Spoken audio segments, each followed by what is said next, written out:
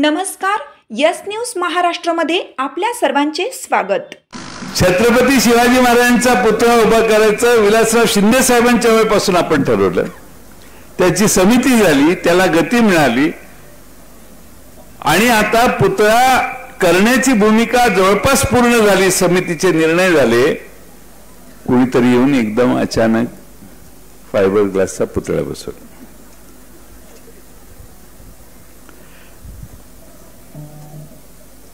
छत्रपती शिवाजी महाराजांचं आगमन हे चोरून,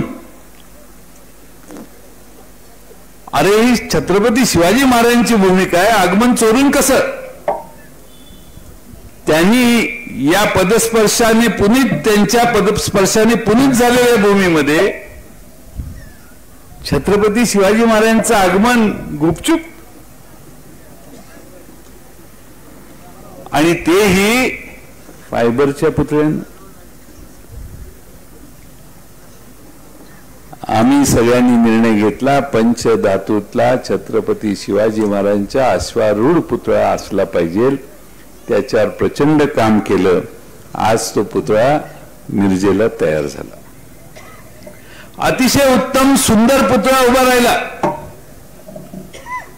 ज्याच्या कंपाऊंड मध्ये, ज्याच्या वर्कशॉप मध्ये पुतळा तयार झाला, त्यांनी सांगितलं, बाबा आता हे पुतळा तुम्ही घेऊन जावा। मला अनेक अशा पुतळे पुढचे छत्रपती शिवाजी महाराजांचे आणि इतर मानवा, मोठ्या अहिल्यादेवींचाही पुतळा, पुण्यश्लोक देवींचाही पुतळा त्यांनी केला होता। त्यांना जागा कमी पडायला लागली, त्यांनी सांगितलं जरा घेऊन जा। आम्ही म्हटलं ठीक आहे। मग तो पुतळा सगळ्यांनी, इथल्या स्थानिकांनी ठरवला, इथल्या शिक्षण संस्थेमध्ये एका हॉलमध्ये किंवा शेड बांधून तिथं ठेवावा। पुतळा आणायला सुरुवात झाली। आता शांततेत, काही गडबड नाही, वाजंत्री नाही, काही नाही, दंगा नाही। पुतळा बंदिस्त करून ट्रॉलीमध्ये घालून 10 किलोमीटर स्पीडने ट्रॉली चालते, कारण पुतळ्याला जपून आणायचं होतं। कोणीतरी इकडनं फोन केला। पोलीस खातं कधी एवढं कार्यरत नसतं, ते कार्यरत झालं। गुंडांना रोखण्याच्या ऐवजी छत्रपती शिवाजी महाराजांचा पुतळा रोखण्यासाठी पोलीस दलाची कुमक मागवण्यात आली आणि पोलीस दलाने तो पुतळा अडवला। पुतळा समितीने स्वतःच्या अखत्यारीत तो पुतळा आपल्या कंपाऊंड मध्ये आणून ठेवायचं ठरवलं। आम्हाला छत्रपती शिवाजी महाराजांचा पुतळा वाजत गाजत या शहरामध्ये आणायचा होता। तो आणल्यानंतर त्याचं स्वागत करायचं होतं, आणि ते स्वागत केल्यानंतर हा अश्वारूढ पुतळा या महाराष्ट्रात येणाऱ्या जाणाऱ्याला पाहता यावा, पाहावासा वाटावा एवढा उत्तम पुतळा आम्ही केलाय। तो कायम आष्टेकरांच्या नव्या पिढीला, पुढच्या शेकडो वर्ष येणाऱ्या पिढ्यांना प्रेरणास्थान होईल असा तो पुतळा आम्हाला उभा करायचा। पण तो आम्ही करतोय।